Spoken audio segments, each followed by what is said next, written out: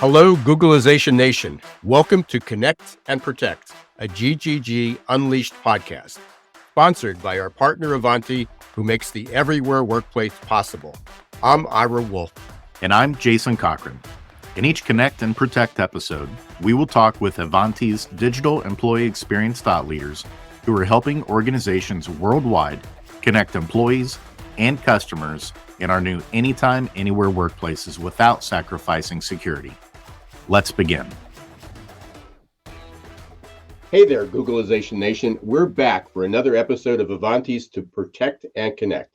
I'm your host, Ira Wolf, and we're continuing our series with Dennis Kozak, Chief Operating Officer of Ivanti. And let me tell you, if you're nostalgic for that office water cooler, get ready to throw it out, because on this episode, we're digging in once again into the everywhere workplace, a concept as futuristic as it sounds, but as commonplace these days as your morning coffee.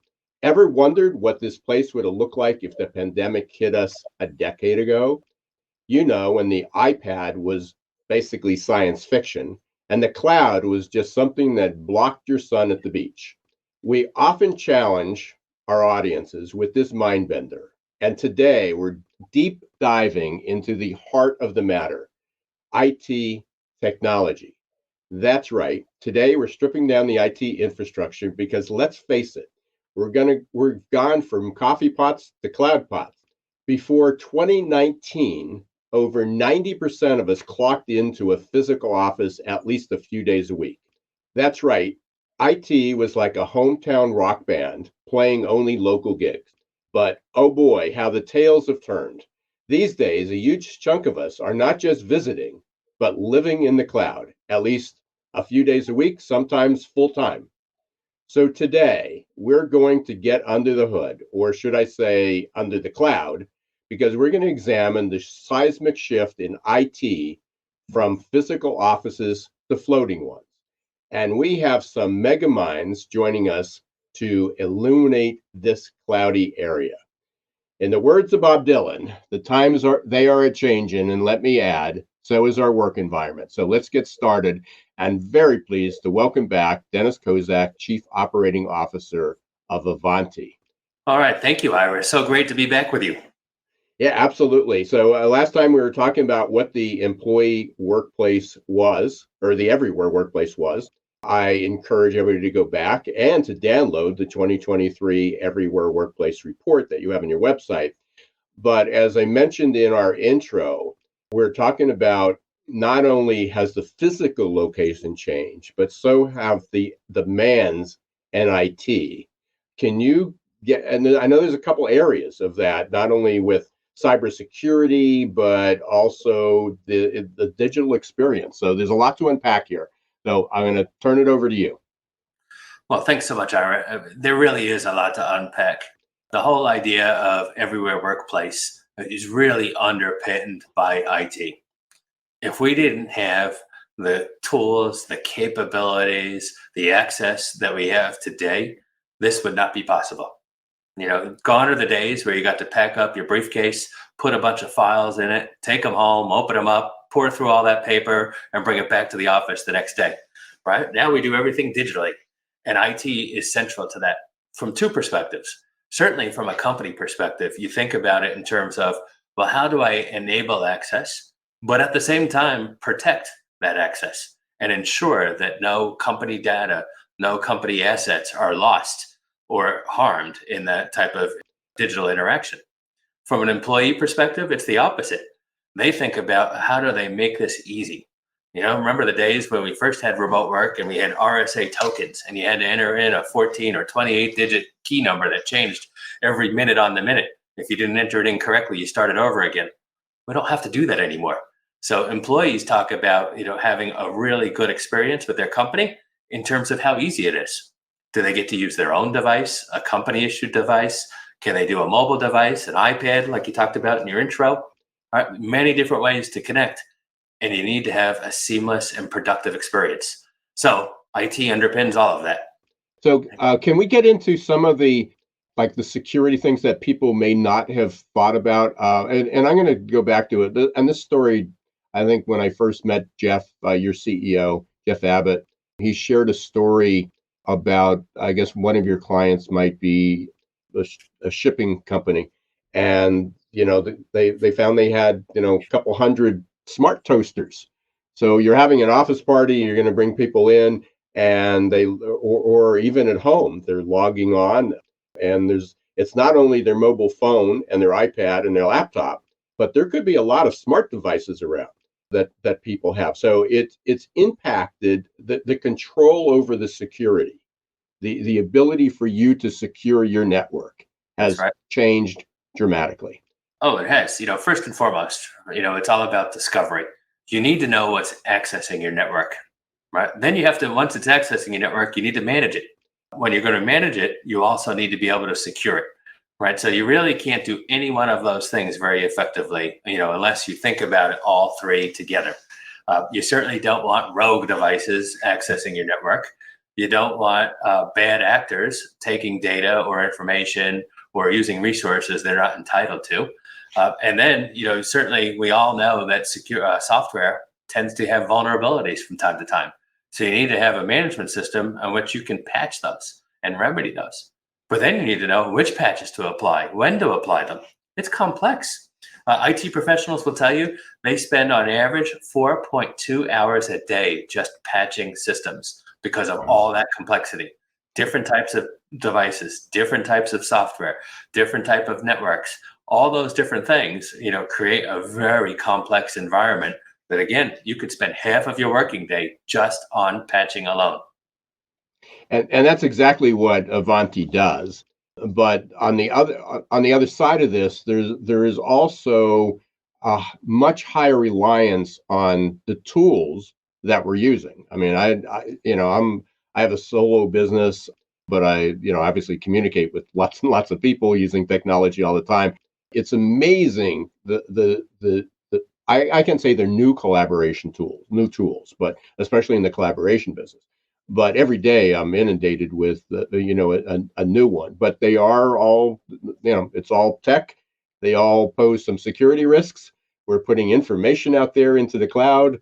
Talk about that a little bit, because collaboration tools are, were manager driven. Now they seem to be technology dependent, but companies don't seem to have made, either they don't recognize that or they haven't made that shift. I think you've got a mix. There are certainly some companies that are very technology forward. They have a very proactive stance in how they're going to adopt and leverage technology in their business. Think about the largest banks, their interaction, the days of having to go to a branch physically, versus having a mobile app on your phone where you can do a lot of different transactions. There's one particular bank that refers to themselves as basically a technology company that so happens to have a banking license, because that's really how they enable and reach all of their customers. But certainly when you're talking about financial data like that, you've got to be super careful, right? That you have the right level of security, that you know who's accessing what data, when, and how, and being able to do that. Ivanti, in our portfolio of offerings, we think about it in two distinct areas: network security and endpoint security.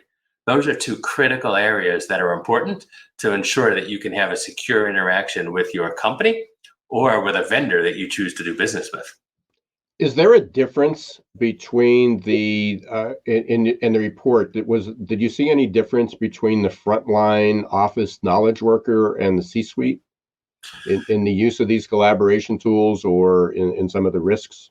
Initially you did, right? Initially it was adopted more as a groundswell from bottom up. And executives tend to be, they stuck to the office, they stuck to the traditional meeting.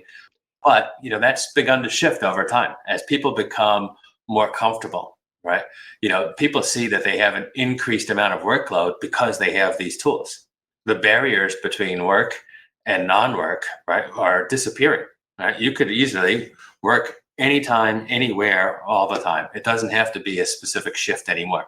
And truly, executives have always operated that way, right? If you have global responsibilities in a global business, you're required to be dealing with all different time zones around the world. So now you're putting all that together. You have adoption by frontline workers using technology because it's more convenient and more productive. now doing work in different times than they used to do it. It wasn't just 9 to 5. They may come online at 7 a.m. They may be answering emails at 10 p.m. Functioning in the time zones that the executives were functioning because they were managing from the US an APJ based time zone or an EMEA time zone first thing in the morning. So, you're seeing all these interactions come together. That's driving up transaction volume. That's driving up continuous use of compute resources. Again, all those things need to be managed and secured. Yes, so many things that we haven't that we tend to ignore. Certainly as managers or owners of the business and executives, and that you're attached, or you just assume that the IT has it all under control, right? As we keep throwing, more bombs into their ponds. How there's obviously, and you mentioned this earlier that I think it was 4.2 hours a day IT spends on fixing bugs and and delivering patches. Is there any other impact that on IT? How's it changing their workload beyond that? Yeah, well, so first of all, IT for long have always had a set of IT operations and security tools, but those tools have had to change now that they see that employees are no longer resident on their in-building network, right? Because you're accessing from other places. We've seen a 47% increase of companies that have invested in tools to measure the digital experience of their employees. What that does is it tells you, just because you put out a new security tool, or just because you put out a new patch tool or a new service management tool, how do you know that that's effectively and well received? So you have to be able to do something that says, how do I measure my employees' digital experience? Are they having a positive digital experience? Is IT enable them to be more productive, or is it slowing them down and creating barriers? IT should never be perceived as slowing down. It's there to enable and it's there to protect, right? But you can't slow down an employee. Otherwise, you're going to lose those employees. Yeah, I have a family member who is now working remote, and she talks about all the time is there's layer and layer and layer on top of her ability to log into her just to get her work, just to get her files, and extremely frustrating, for her. And if there was another opportunity, she'd probably leave. Which I know you have a lot of stats in there. So the digital employee experience, which you have also a brand new report, which we'll be talking about in future episodes about that, the digital employee experience report. Final question that we have for this particular episode, and this definitely relates to IT. AI is all around us. I'm sure you have organizations, and with not only within Ivanti, but many of your clients, employees are using ChatGPT, but kind of a gazillion other AI technologies, plugins. They may not even know it. What's the future? How's that going to change the workload of IT and also impact this everywhere workplace? Well, no doubt, like everything else, it will continue to add more complexity to an IT professional's life in terms of more things that need to be managed. How are they managed? However, right, they are absolute game changers in terms of productivity. How do you use AI to automate mundane tasks? How do you use AI to improve customer experience? How do you use AI, really to transform your business? There are so many different dimensions. When we think about it as Ivanti, we think about it in terms of how we can use it internally to build better products, to build faster products. We think about it how we can use it to better serve our customers, give them information they want, help them resolve support tickets quicker. At the same time, our customers want to be able to use AI with our products in order to improve their businesses and to be able to improve their customers and their employees' experience. And so it's a very complex topic that has many, many different paths to go discuss. This could be an endless topic for another episode, Ira. Well, I'm sure people would love to have you back, and I know we'll be talking about it quite a bit. We talk about it every week on our Geek Skeezes and Googlization show, but really appreciate you being here again, Dennis. I know we're going to have you back for one more month, and we're going to talk about how this is impacting the workplace, work, security, IT around the world. We're going to be talking about global, local. For those of you who are listening today, please go up and download the Everywhere Workplace Report. You can get that at Ivanti.com. Thank you very much, Dennis. It's always a pleasure to talk to you. All right. Thank you, Ira. Pleasure to be here. That's it for today's episode. Thank you for tuning in and learning how to stay connected and protected in the Everywhere Workplace. We'll be back next month with another episode of Connect and Protect. But until then, you can learn more about Ivanti and the Everywhere Workplace by visiting their website, Ivanti.com. Until next month, don't let the shift hit your plans.